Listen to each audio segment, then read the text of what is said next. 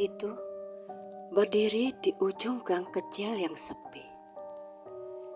Dindingnya kusam, catnya mulai mengelupas, dan halaman depannya dipenuhi rumput liar yang tak pernah dipangkas.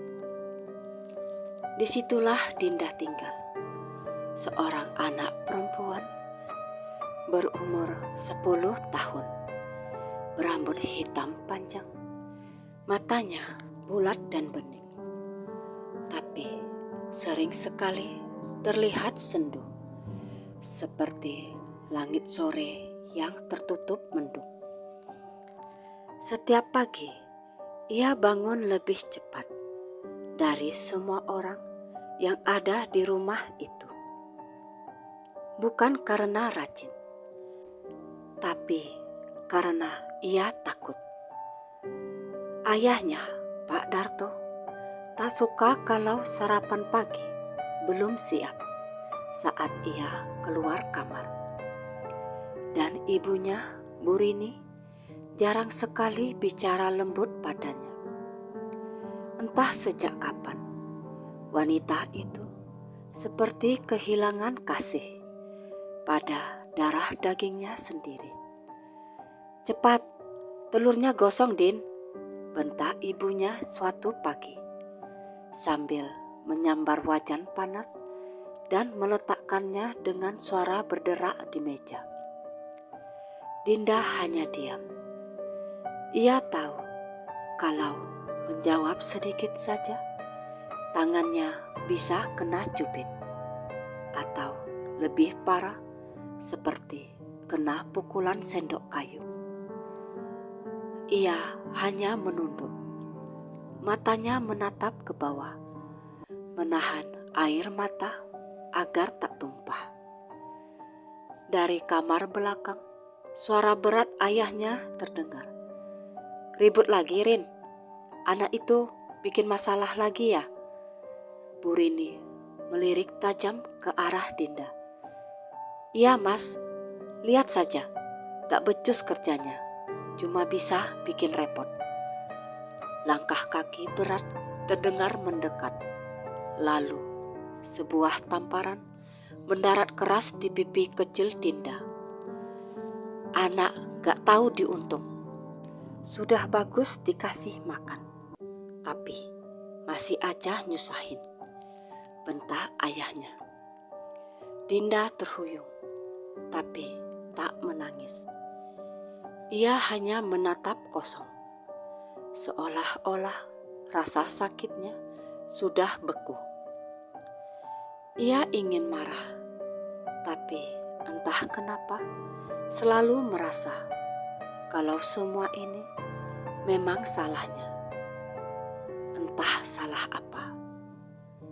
Hari-harinya selalu seperti itu. Sekolah hanya tempat singgah yang membuatnya sedikit merasa lega. Tapi bahkan di sana pun ia menjadi anak yang pendiam, sering penyendiri, jarang tersenyum. Teman-temannya mulai menjauh, menganggap Dinda aneh. Hanya 1 atau 2 orang yang kadang menyapanya. Tapi Dinda selalu tampak seperti berjalan di antara 2 dunia. Ada di sini, tapi pikirannya jauh entah kemana. Suatu sore, setelah dipukul karena memecahkan gelas, Dinda duduk sendirian di belakang rumah. Ia memandangi semak bambu di ujung halaman. Dari sana sering terdengar suara-suara halus, kadang seperti suara anak-anak tertawa pelan, kadang seperti bisikan yang datang dari dalam tanah. Tapi anehnya, Dinda tak takut. Ia justru merasa tenang.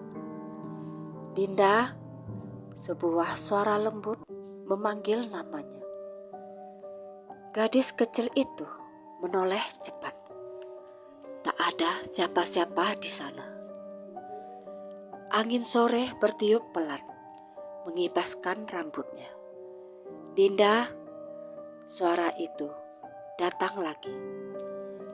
Kali ini lebih dekat, tapi tetap lembut. Seolah suara itu tak berasal dari dunia yang sama. Siapa? Siapa yang panggil Dinda? Suaranya pelan dan ragu. Tak ada jawaban, hanya desir angin yang berputar di sekitar rumpun bambu itu. Seolah sedang berbisik sesuatu yang hanya bisa dimengerti oleh hati yang paling sepi. Sejak hari itu, setiap sore menjelang maghrib, Dinda duduk di tempat yang sama. Ia bicara sendiri, seolah ada yang menemani. Kadang ia tertawa kecil, kadang ia hanya menatap kosong. Orang rumah mengira dia mulai aneh. Suatu malam, ayahnya memergoki Dinda masih di luar rumah. "Heh, kamu ngapain di situ malam-malam?" bentak Pak Darto sambil menyeret tangan anaknya. "Dinda cuma ngobrol ya." "Ngobrol? Sama siapa? Jangan bilang kamu ngomong sama setan." Pak Darto menamparnya lagi. Dinda jatuh tersungkur. Pipinya memerah. Tapi sebelum sempat menangis, ia melihat sesuatu dari arah semak bambu. Sebuah cahaya lembut berwarna kehijauan, berkilau halus seperti kunang-kunang, tapi lebih besar. Cahaya itu bergerak pelan, seperti memanggil. Dan di dalam cahaya itu, Dinda sempat melihat sosok samar seorang perempuan muda, berpakaian putih bersih. Wajahnya cantik, matanya lembut, dan senyumannya hangat. Senyum yang belum pernah Dinda terima dari siapapun yang ada di rumah itu. Malam itu, untuk pertama kalinya, Dinda bermimpi. Ia berada di sebuah tempat yang sangat indah, penuh bunga yang berpendar cahaya, dengan sungai kecil jernih yang mengalir tanpa suara. Di sana ada anak-anak yang tertawa dan bermain. Wajah mereka bersih dan bahagia. Di antara mereka, perempuan tadi mendekat sambil memegang tangan Dinda. "Namaku Lira," katanya lembut. "Aku dari kampung yang tak bisa dilihat manusia biasa. Dinda sedih di sini ya?" Dinda menunduk. Air mata menetes. "Iya, Dinda gak disayang, Kak." Lira tersenyum hangat. "Kalau begitu, maukah kamu ikut ke tempat kami? Di sana gak ada yang mukul. Semua saling sayang. Semua hidup damai." Dinda hanya terdiam. Matanya memantulkan cahaya dari dunia indah itu. Dan di dalam mimpi itu, untuk pertama kalinya, Dinda merasa seperti dicintai. Pagi setelah mimpi itu, Dinda merasa aneh. Bukan takut, bukan pula bahagia. Hatinya seperti sedang diaduk-aduk antara rindu dan tenang yang tak bisa dijelaskan. Ia terbangun dengan perasaan seolah-olah seseorang baru saja mengelus rambutnya dan berbisik, "Nanti sore datanglah ke tempat biasa." Hari itu di sekolah, Dinda tidak bisa fokus. Tulisan di papan tulis terlihat seperti kabur. Pikirannya melayang ke mimpi semalam. Tempat yang indah, suara tawa anak-anak yang lembut, dan sosok Lira yang memanggilnya dengan penuh kasih. Ketika bel pulang berbunyi, Dinda pulang cepat-cepat. Ia tidak ingin terlambat. Sore menjelang maghrib, angin bertiup lebih dingin dari biasanya. Rumpun bambu di halaman rumah berdesir halus, seperti bernyanyi pelan. Dinda duduk di tanah, di tempat yang sama seperti sebelumnya. "Kak Lira," panggilnya dengan suara kecil. Sunyi. Hanya suara jangkrik dan desir daun kering. Namun sesaat kemudian, udara di sekitarnya berubah. Seolah dunia mendadak berhenti. Suara jangkrik hilang, angin pun seperti lenyap. Lalu cahaya kehijauan itu muncul lagi. Perlahan membentuk siluet manusia. Dinda tersenyum lemah. "Kak Lira." Sosok itu kini tampak jelas. Seorang perempuan muda berkulit halus, mengenakan kebaya putih yang tampak berpendar lembut. Rambutnya hitam panjang terurai, dan matanya teduh seperti air telaga. Lira tersenyum lembut. "Kamu masih ingat mimpimu, kan?" "Iya, Kak. Tempat itu nyata, Dinda. Tapi manusia tak bisa lihat, kecuali kalau hatinya sangat murni atau sangat terluka." Dinda menatapnya lama, lalu menunduk. "Berarti Dinda yang terluka, ya?" Lira menunduk sedih. "Dinda, ada banyak anak seperti kamu yang disakiti dunia. Tapi tidak semua punya keberanian untuk mendengar panggilan kami. Dunia kami terbuka untuk mereka yang benar-benar ingin damai. Dinda boleh ke sana, Kak?" "Boleh, tapi tidak bisa hanya datang, lalu pergi begitu saja. Kalau kamu mau datang ke sana, kamu mungkin tidak akan bisa kembali seperti dulu."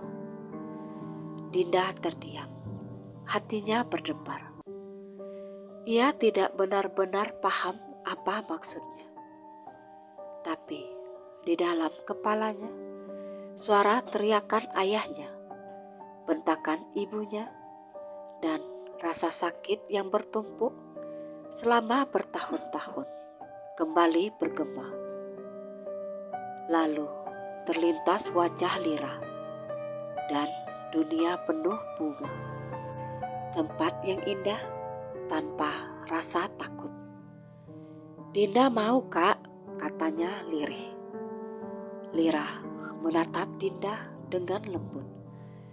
"Kalau begitu, nanti malam saat semua tidur, datanglah ke sini. Aku akan menjemputmu." Malam turun perlahan. Langit tampak pucat, dan rumah itu sunyi setelah Pak Darto dan Bu Rini tidur. Dinda duduk di kamarnya, menatap jendela. Ia membawa boneka kecil satu-satunya, hadiah dari seorang tetangga lama yang entah kenapa belum pernah diambil ibunya. Boneka itu sudah sobek di bagian kaki, tapi selalu jadi teman tidur Dinda. Ia memeluk boneka itu erat-erat. "Dinda mau pergi. Jangan nangis ya," bisiknya. seolah-olah boneka itu bisa mengerti. Kemudian ia membuka jendela dan melangkah keluar perlahan. Rumpun bambu di belakang rumah bergoyang lembut, seolah tahu Dinda datang. Dari dalam, cahaya kehijauan itu muncul lagi. Lira berdiri di sana, senyumnya hangat seperti dulu. "Sudah siap?" tanyanya. Dinda mengangguk. Lira menggenggam tangan Dinda. Tangannya terasa dingin, tapi menenangkan. Lalu ia berbisik, "Jangan kaget ya, tutup matamu sebentar." Begitu Dinda memejamkan mata, dunia di sekelilingnya berubah. Angin berhenti, tanah di bawahnya terasa bergetar lembut. Dan ketika ia membuka mata, ia sudah berada di tempat yang berbeda. Langitnya seperti senja yang tak pernah berakhir. Udara beraroma bunga hutan dan tanah basah. Pohon-pohon tinggi menjulang dengan daun berkilau, seolah ditaburi cahaya kecil seperti bintang. Ada sungai kecil jernih yang memantulkan warna keperakan. Di tepinya, anak-anak berlari, tertawa, wajah mereka bersih, mata mereka bersinar. "Selamat datang di kampung kami," kata Lira pelan. "Inilah kampung Bunian." Dinda menatap sekeliling, kagum dan tak percaya. "Cantik sekali," gumamnya pelan. Dari arah rumah-rumah kecil berukir halus, beberapa sosok keluar. Ada yang tua, ada yang muda. Semua berwajah lembut dan penuh ketenangan. Mereka menatap Dinda dengan senyum hangat. "Ini anak yang kamu jemput, Lira?" tanya seorang pria paruh baya berwajah bijak. "Ya ayah, namanya Dinda." "Selamat datang anak manusia," ujar pria itu sambil menundukkan kepala sedikit. "Kau aman di sini, tak akan ada yang menyakitimu lagi." Dinda tiba-tiba meneteskan air mata. Bukan karena sedih, tapi karena lega. Untuk pertama kalinya di dalam hidupnya, seseorang berkata bahwa ia aman. Malam itu, Dinda tidur di rumah Lira. Rumah yang terbuat dari kayu mengkilap dan beraroma harum. Ia diselimuti kain lembut dan diberi minuman hangat yang rasanya seperti madu. Lira mengelus rambutnya. "Tidurlah Dinda, dunia ini akan menjagamu." Dan malam itu, Dinda tidur dengan senyum di wajahnya. Tanpa mimpi buruk, tanpa rasa takut. Namun, di dunia manusia, sesuatu yang aneh mulai terjadi.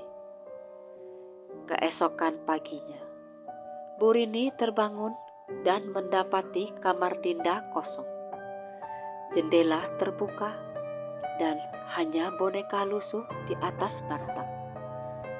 "Mas Darto, Dinda hilang!" teriaknya panik. Ayahnya berlari keluar, memanggil-manggil nama Dinda ke seluruh halaman. Tapi yang terdengar hanya suara bambu bergemerisik, seperti menertawakan mereka. Dan dari dalam rumpun bambu itu, samar-samar terdengar suara lembut anak kecil tertawa, seperti gema dari dunia lain. Hari-hari pertama Dinda di kampung Bunian terasa seperti mimpi yang indah. Ia terbangun setiap pagi dengan sinar lembut yang menembus jendela kaca. Udara di sana selalu segar dan harum. Suara air sungai terdengar seperti lantunan musik yang menenangkan hati.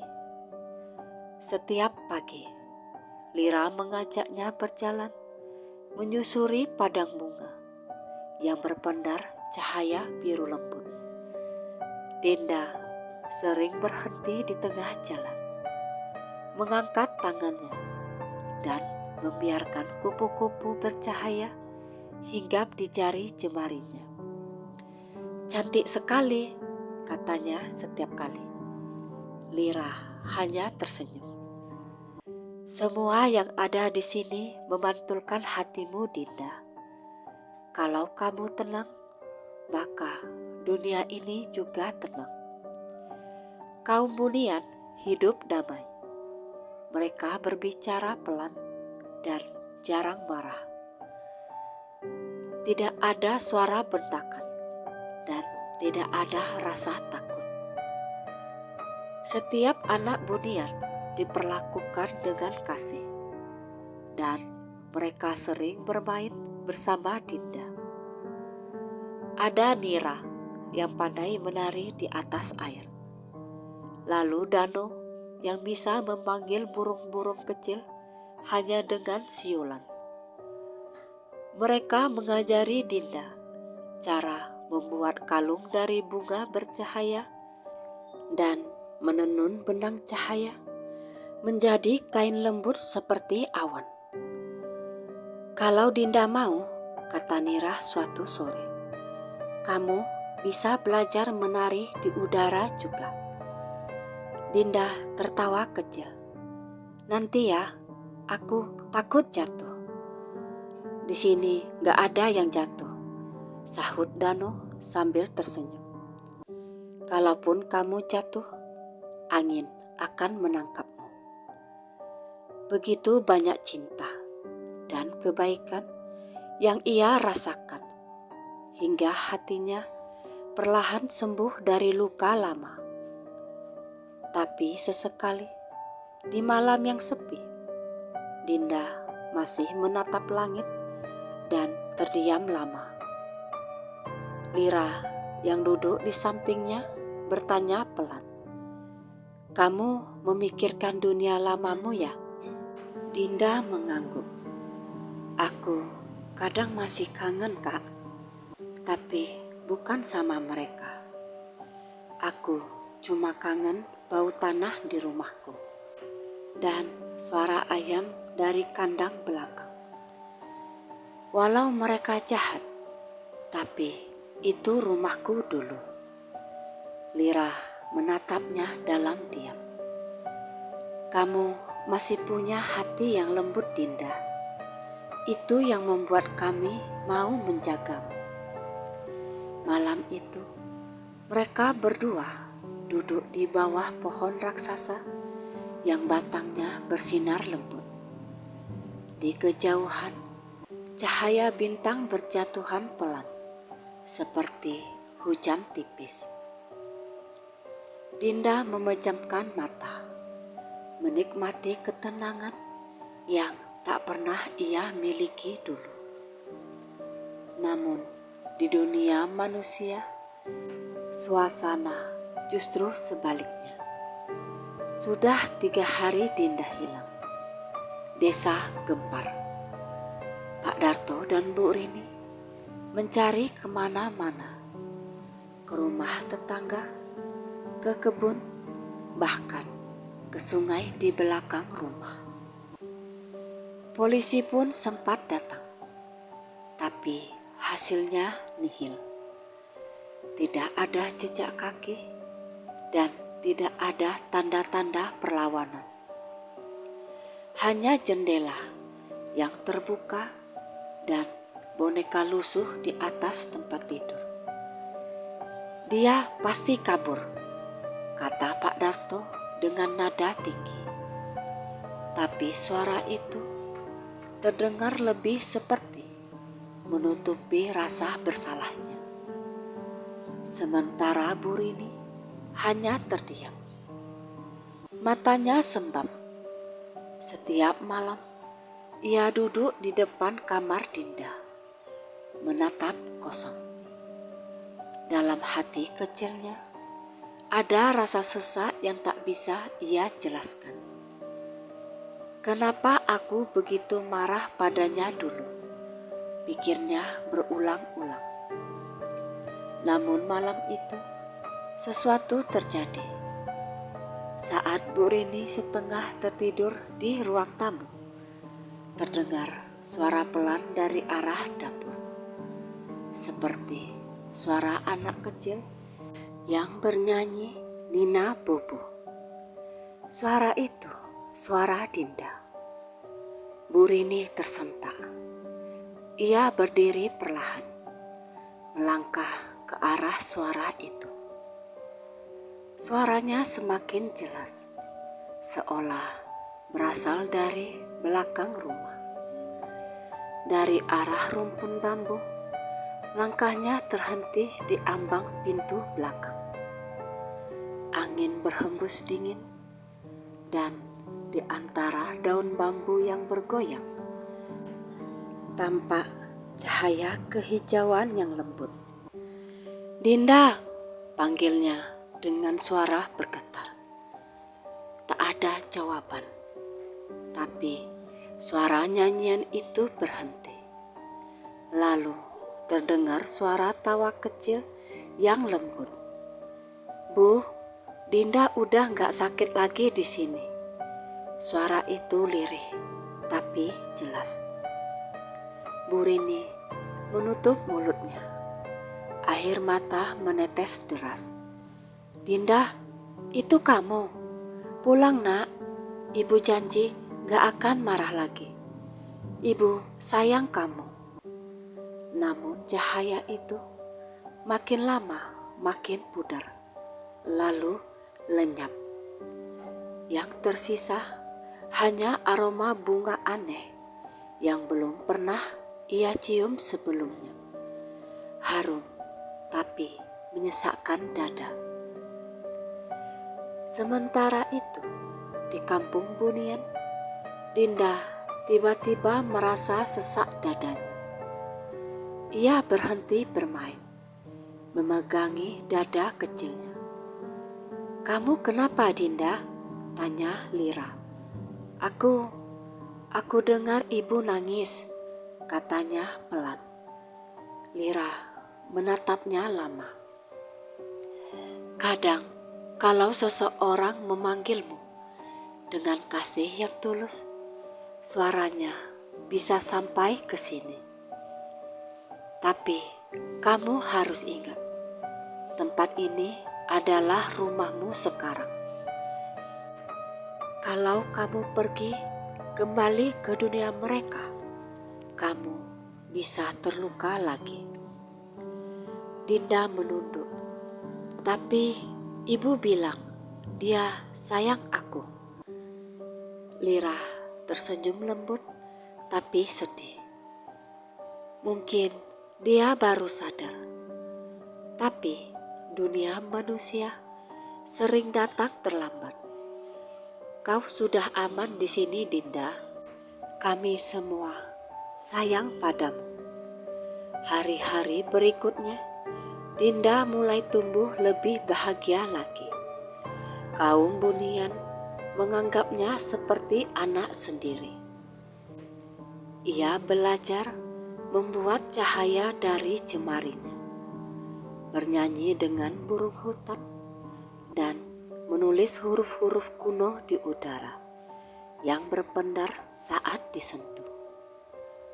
Namun, setiap kali ia duduk di tepi sungai, ia selalu memandangi permukaan air yang jernih itu. Dan terkadang di pantulannya, ia melihat bayangan wajah ibunya sedang menangis di dunia lain. Suatu malam, Lira datang dengan wajah lebih serius dari biasanya. Dinda, malam ini dunia manusia akan datang lagi memanggilmu. Mereka akan datang ke hutan membawa sesajen, karena mereka mengira rohmu diculik makhluk halus. Dinda memeluk lututnya, menatap tanah. Apa aku harus sembunyi, Kak? Tidak, kau tak bisa terlihat oleh mereka, kecuali kalau kamu sendiri yang mengizinkan. Dinda terdiam lama. Kalau begitu, aku ingin melihat ibu sekali saja. Dari jauh pun tak apa. Lira menatapnya lembut, lalu mengangguk. Baiklah, tapi ingat, jangan melangkah keluar dari lingkar cahaya ini. Dunia mereka bisa menyakitimu kalau kamu keluar. Malam itu, di antara cahaya remang kampung Bunian, Dinda menatap ke kejauhan. Dan di sana, samar-samar, ia melihat sosok kedua orang tuanya berjongkok di depan rumpun bambu, menaruh sesajen bunga dan menyalakan lilin kecil. Bu Rini menangis terisak, memanggil nama Dinda berulang-ulang. Dan Dinda, di balik tabir dunia yang berbeda, ikut menangis diam-diam. Malam itu, udara di kampung Bunian terasa berbeda. Angin yang biasanya sejuk, kini berhembus sedikit berat. Aroma bunga yang biasanya harum, kini bercampur lembut dengan wangi dupa dari dunia manusia. Seolah dua dunia sedang saling memanggil lewat batas yang tipis. Dinda berdiri di tepi padang bunga yang berpendar bersama Lira. Di kejauhan, ia masih bisa melihat samar-samar bayangan kedua orang tuanya di dunia manusia, menyalakan lilin di depan semak bambu. Suara tangis ibunya begitu jelas di telinga. Seakan jarak dua dunia hanya setipis embun. Ibu sayang Dinda, pulanglah nak, ibu mohon. Suara itu pecah-pecah, parau tapi penuh penyesalan. Dinda menggigit bibir, hatinya terasa berat. Antara ingin berlari memeluk ibunya atau tetap diam di tempat aman ini. Lira yang berdiri di sampingnya menatap lembut. Kadang dunia manusia menyesal setelah kehilangan, katanya pelan. Tapi bukan berarti mereka tak berhak dicintai lagi. Dinda menatap Lira. Matanya basah. Aku rindu ibu, tapi aku takut kalau pulang nanti mereka marah. Rasa takut itu wajar, jawab Lira. Tapi kau sekarang sudah lebih kuat. Kau bukan anak kecil yang sama seperti dulu. Kau sudah belajar mencintai dirimu sendiri. Suasana hening sejenak. Di kejauhan, bayangan Bu Rini semakin gemetar menahan tangis. Suaranya mulai lemah. Dinda, kalau kamu masih hidup, maafin ibu ya. Ibu dulu jahat, tapi ibu sayang kamu nak. Air mata Dinda akhirnya tumpah. Ia menutup wajahnya, bahunya bergetar. Lira memeluknya dari belakang, menenangkan layaknya seorang kakak. Pergilah kalau kamu ingin berpamitan. Dunia bunian akan tetap terbuka untukmu. Dinda menatap Lira dengan mata penuh air. Tapi kalau aku pergi, apa aku bisa kembali lagi? Lira tersenyum lembut. Kalau hatimu tetap murni, kamu akan selalu bisa menemukan kami di dalam doa dan mimpi. Dinda mengangguk pelan. Ia menatap cahaya lembut di kakinya yang menjadi batas dua dunia. Lalu perlahan ia melangkah keluar. Saat itu juga dunia di sekitarnya berubah. Bunga-bunga yang bercahaya mulai redup. Udara menjadi dingin. Dan cahaya kampung bunian perlahan memudar seperti kabut pagi. Lira masih berdiri di sana, tersenyum sambil melambaikan tangan. Jangan takut, kami akan selalu menjagamu dari jauh. Dinda melangkah menembus cahaya yang memisahkan dua dunia. Dan dalam sekejap, ia kembali ke halaman belakang rumahnya. Di tengah gelap dan aroma dupa yang masih menyala. Bu Rini terkejut melihat sesuatu bergerak di balik rumput bambu. Ia berdiri cepat, menatap tak percaya. Dinda, suaranya hampir tak keluar. Dan benar, dari kegelapan muncul sosok kecil dengan rambut panjang, mengenakan baju putih sederhana. Dinda berdiri di sana. Wajahnya bersih, matanya teduh. Tapi ada cahaya lembut yang berpendar tipis di kulitnya. Ibu, panggil Dinda pelan. Bu Rini langsung berlari memeluknya erat. Air mata tumpah deras. Dinda, ya Tuhan, Dinda. Ibu kira kamu gak ada lagi, nak. Dinda terdiam, memeluk ibunya balik. Tapi di wajahnya tak ada ketakutan seperti dulu. Hanya senyum tenang yang lembut. Ayahnya, Pak Darto, datang dengan wajah bingung dan pucat. Dinda, dari mana aja kamu? Dinda menatapnya lama, lalu menjawab pelan. Dinda dari tempat yang sayang sama Dinda. Pak Darto terdiam dan menunduk. Ada rasa malu dan sesal di wajahnya. Maafkan ayah, nak, suaranya bergetar. Dinda hanya tersenyum. Dinda udah maafin dari dulu ya.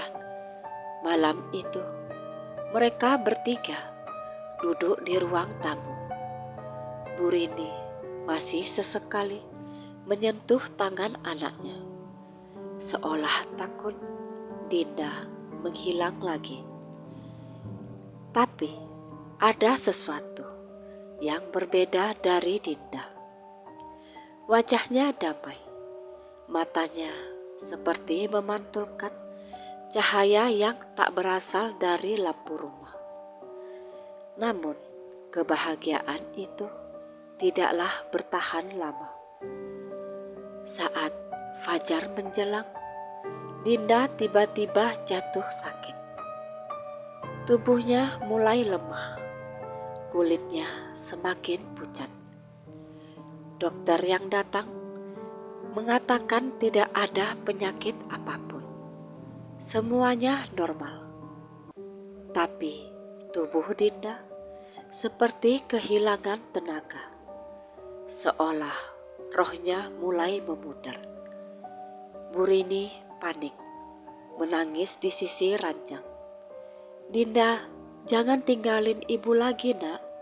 Tolong, jangan, Dinda." Dinda membuka matanya perlahan. Ia menatap ibunya dengan senyum yang tenang. "Ibu, Dinda nggak kemana-mana. Dinda cuma balik sebentar ke rumah yang satunya. Di sana nggak ada yang marah-marah sama Dinda. Gak ada yang nangis, tapi Dinda janji, Dinda bakal selalu lihat ibu dari sana." Tangannya yang kecil menggenggam tangan ibunya erat. Lalu perlahan genggaman itu pun melemah. Senyumnya masih tersungging lembut di wajahnya. Dan tubuhnya menjadi dingin, tapi damai. Hari pemakaman Dinda diselimuti kabut tipis. Udara pagi terasa hening. Semua tetangga ikut mengantarkan. Beberapa berbisik, beberapa ada yang berdoa dalam hati. Bu Rini dan Pak Darto berdiri berdampingan di tepi makam. Untuk pertama kalinya setelah bertahun-tahun, mereka menggenggam tangan satu sama lain. Bu Rini berbisik pelan di atas tanah basah. "Maafkan ibu ya, nak.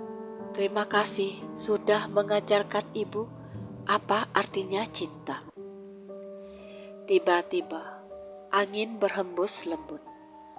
Dari arah pepohonan bambu muncul kilau kecil berwarna kehijauan, melayang pelan menuju makam Dinda, lalu hilang begitu saja.